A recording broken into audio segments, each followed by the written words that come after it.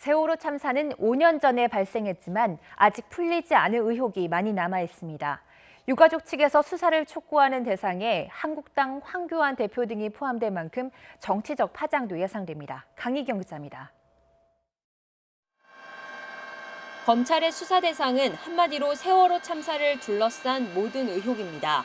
세월호 참사의 사고 원인부터 구조, 수색 과정의 문제점, 정부 대응 적정성과 수사 외압 의혹 등 전 과정을 세밀하게 재수사할 것으로 보입니다.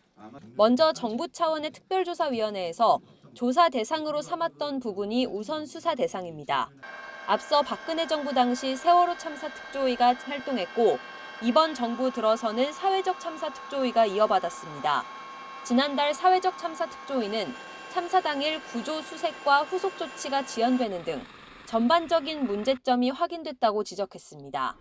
특히 해경이 맥박이 있는 익수자를 응급헬기에 태우지 못해 구하지 못했고 해경 간부들이 헬기를 이용했다는 새로운 사실이 드러나기도 했습니다.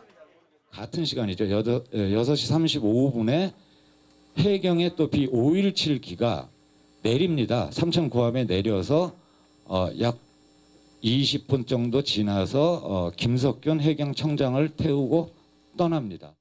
지난 4월 세월호 내부 CCTV 영상이 조작됐다는 자료를 확보해 고발한 사건 역시 특별수사단이 넘겨받게 됩니다.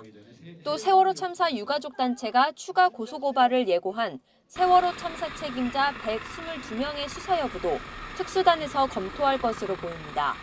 명단에는 박근혜 전 대통령과 당시 법무부 장관이던 자유한국당 황교안 대표, 김기춘 당시 대통령 비서실장 등이 포함됐습니다.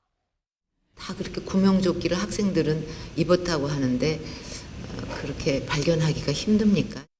검찰 관계자는 세월호 참사 당일 무슨 일이 있었고 잘못 조치한 사람은 누구인지 등 모든 의혹을 규명하기 위해 수사력을 모을 방침이라고 설명했습니다. 수사 진행 상황에 따라 내년 총선을 앞둔 정치권에 미칠 파장이 만만치 않을 거란 전망이 나옵니다. YTN 강희경입니다.